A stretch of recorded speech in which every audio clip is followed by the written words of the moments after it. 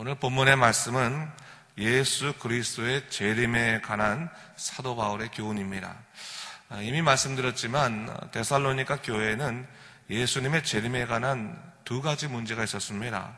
그 하나는 예수님이 재림하실 텐데 이제 우리가 영으로 구원받은 존재인데 육신의 삶이 무슨 의미가 있을까 하면서 육신의 삶에 대해서 대수롭게 여기지 않는 사람들이 있었습니다. 그래서 윤리적으로 문제가 있는 사람들이 있을 수 있었고, 또 하나는 예수님이 재림하시는데 현실적으로 열심히 일해서 뭐하냐, 기도하다가 예수님 맞이하면 되지라고 생각하면서 열심히 일하지 않는 사람들이 있었습니다.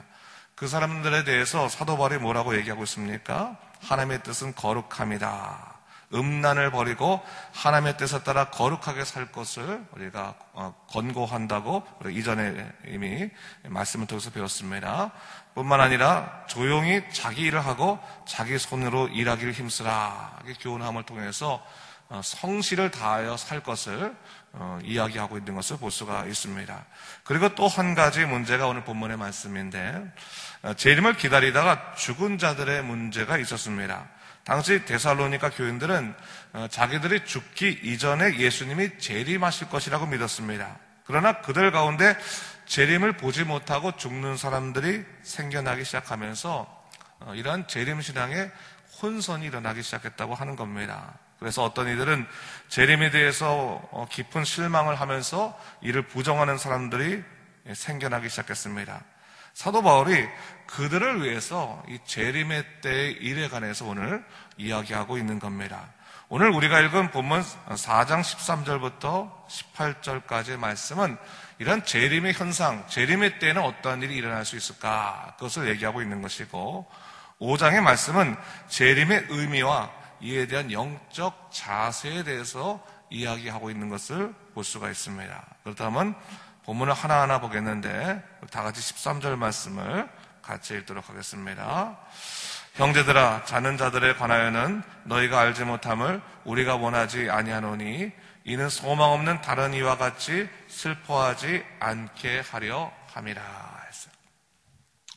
사도 바울은 죽은 자들에 대해서 자는 자다 이렇게 표현하고 있는 것을 볼 수가 있습니다. 이것은 육신의 죽음이 끝이 아님을 이야기하기 위해서 성도들의 죽음을 자는 것으로 표현한 것입니다. 그러면서 그는 믿는 자들에게는 죽은 자들로 인해서 슬퍼하는 것은 그런 바람직한 것이 아니다. 오히려 그것은 세상적인 것이다. 예수 믿는 사람들은 소망 없는 세상 사람들처럼 그렇게 슬퍼해서는 안 된다라고 하는 것을 본문에서 명확히 하고 있습니다. 제가 장례 예배를 준비하면서요, 장례 예배를 주관하면서요, 믿는 자들과 믿지 않는 자들의 태도가 아주 극명하게 나누어지는 것을 항상 봤습니다. 믿는 자들, 하나님의 약속을 믿는 사람들은요, 천국에 대한 소망이 있기 때문에 사실 과도하게 슬퍼하지 않습니다.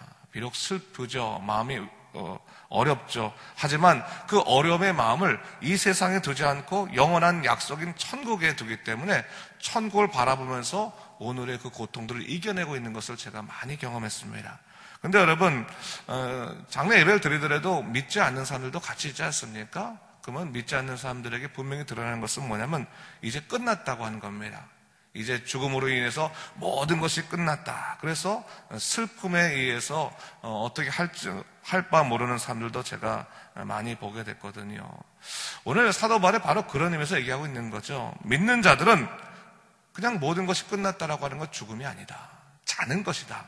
하나님의 소망이 있고 이 죽음 넘어 있는 하나님의 약속이 있는 것이다라고 하는 것을 얘기하고 있는 겁니다. 그 약속에 대해서 14절 말씀에 뭐라고 얘기하고 있냐면 이렇게 얘기하고 있습니다. 우리가 예수께서 죽으셨다가 다시 살아나심을 믿을진데 이와 같이 예수 안에서 자는 자들도 하나님이 그와 함께 데리고 오시리라 했어요. 우리의 소망의 근거가 어디 있는가? 바로 부활에 있다라고 하는 것을 얘기하고 있는 것이죠.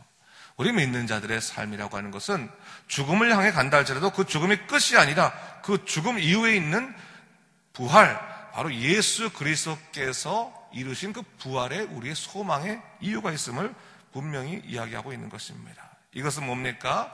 우리의 모든 소망은 상황의 근거가 아니라 예수님의 부활의 신앙이 근거가 되어야 된다라고 하는 것을 이야기하고 있는 겁니다. 여러분, 죽음이라고 하는 것이 단순히 육신적인 죽음만 있겠습니까? 우리 삶에 있어서의 여러 가지 죽음이 있을 수 있을 겁니다. 그런데 여러분, 우리가 죽음을 상당히 두려워합니다. 죽지 않으려고 얼마나 애를 쓰지 않습니까? 그런데 여러분, 예수 안에서의 죽음은 오히려 부활을 경험하기 위한 통과 의례라고 하는 것을 오늘 사도 바울은 얘기하고 있는 것이죠. 그럼을 통해서 우리에게 뭘 얘기하고 있습니까? 죽음을 두려워하지 말라라는 것을 얘기하고 있는 겁니다. 다른 말로 하면 뭡니까? 죽을까봐 우리 스스로가 믿음이 흔들리는 그런 상황적인 삶이 아니라 그 상황도 두려워하지 말라는 겁니다.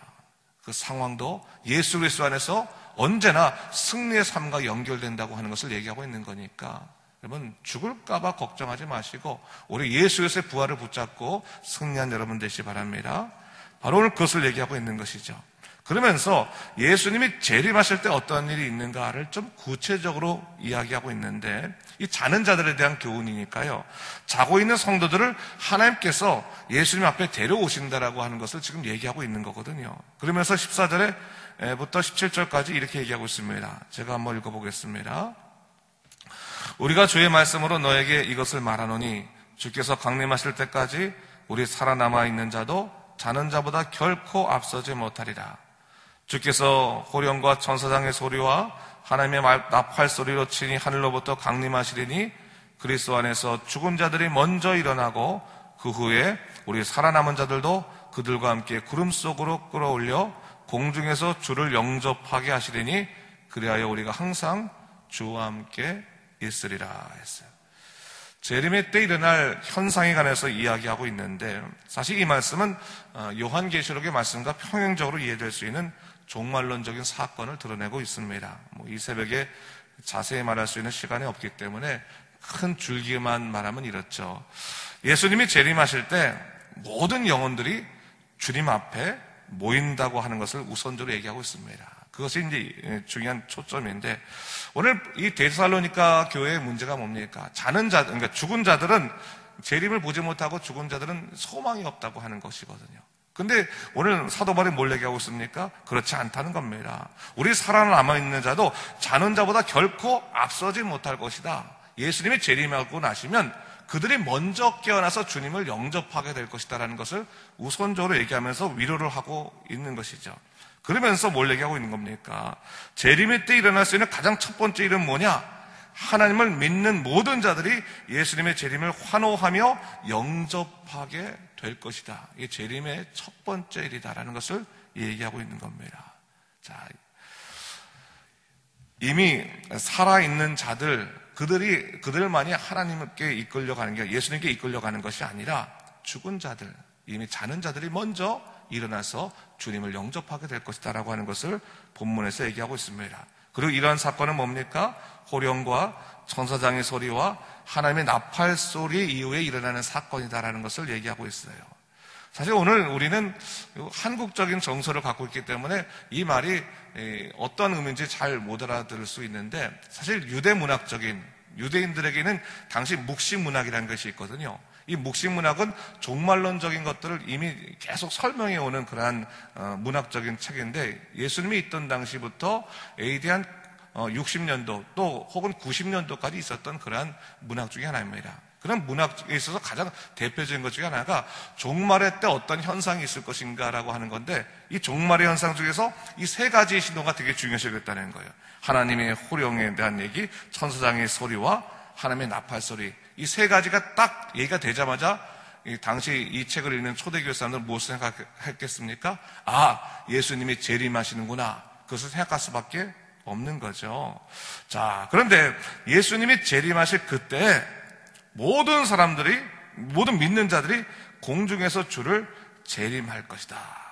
특히 살아있는 자들도 이미 죽은 자들보다 앞서지 못할 것이라는 것을 얘기하면서 죽은 자들에 관해서 너무 슬퍼하지 말 것을 오늘 이야기하고 있는 겁니다. 자, 오늘 사도 바울의 이야기는요, 우리들에게도 그대로 적용됩니다. 예수 그리스도로 말미암아 살아가는 자들 모두 어떤 사람들입니까? 부활의 사람들입니다. 우리의 육신이 죽고 살고가 핵심이 아니라 뭡니까? 오늘 본문에도 항상 주와 함께 있으리라. 뭡니까? 예수님과의 동행이 가장 중요한 것이라는 사실입니다. 여러분, 하나님께서 여러분들과 함께 하십니다. 믿으시죠? 여러분이 아플 때도 함께 하시는 겁니다. 여러분이 건강하고 여러분이 돈을 많이 벌고 형통할 때만 함께 하시는 게 아니라 여러분들이 곤고할 때도 함께 하심을 통해서 우리를 위로하시고 우리가 영원토록 함께 하시는 하나님의 약속이 우리 안에 있다는 겁니다. 영원까지 죽더라도 부활하여서 영원까지 함께 하시는 예수 그리스도로 위로받으라고 오늘 사도 바울이 이야기하고 있는 것입니다. 그런 의미에서 우리의 위로의 근거를 상황에 두지 말고 약속의 말씀에 둬야 되는 것입니다. 또한 사람들의 말이 아니라 예수 그리스도의 말씀, 그 예수님의 약속의 그 위로의 근거를 둬야 하는 것입니다. 오늘 18절 말씀이 바로 그것이죠. 그러므로 이러한 말로 서로 위로하라. 여기서 이러한 말이 뭐겠습니까? 단순하게 오늘 본문에 나와 있는 이 재림에 관한 말만 의미하겠습니까? 그렇지 않죠. 우리가 이 세상 살아가면서 위로받을 수 있는 가장 큰 근거는 뭡니까? 성경의 말씀, 하나님의 약속의 말씀이라는 것을 다시 한번 얘기하고 있는 겁니다. 사람의 위로로 그냥 단순하게 그 사람을 지금 기분 좋게 하는 것이 아니라 영원한 약속의 말씀을 통해서 사람을 위로하는 것이 마땅한 위로임을 다시 한번 이야기하고 있는 겁니다. 사랑하는 성도 여러분, 믿는 자들은 말씀으로 서로 위로해야 됩니다. 또 하나님의 뜻 가운데 부활의 신앙을 갖고 살아가야 되는 것입니다. 다시 한번 말씀을 기억하면서 부활의 신앙으로 말씀으로 위로받고 살아가는 여러분 되시기를 주님의 이름으로 축원합니다. 기도하겠습니다. 주 하나님 아버지 감사합니다. 이 아침에 다시 한번 우리가 이 말씀을 통해서 하나님의 뜻을 생각해 보게 됩니다. 주 하나님 아버지, 우리는 살아가면서 상황의 문제로 인해서 넘어질 때가 얼마나 많이 있습니까? 그러나 오늘 다시 한번 주님께서 말씀하십니다. 주님의 말씀으로 위로받으라. 또한 예수 그리스도의 그 부활의 약속, 재림의 약속을 믿고 살아갈 것을 우리에게 이야기하고 계십니다. 주 하나님 아버지, 우리가 소망의 근거를 예수 그리스도로 두도록 인도하여 주시옵소서. 나와 함께 하시는 예수 그리스도, 때로는 내가 형통할 때도 내가 권고할 때도 함께 하신 그 주님을 의지함을 통해서 우리가 이 세상의 모든 일을 이기며 살아갈 수 있도록 주여 우리를 이끌어 주시옵소서. 감사드리며 이 모든 말씀 예수님 이름으로 기도드립니다. 아멘.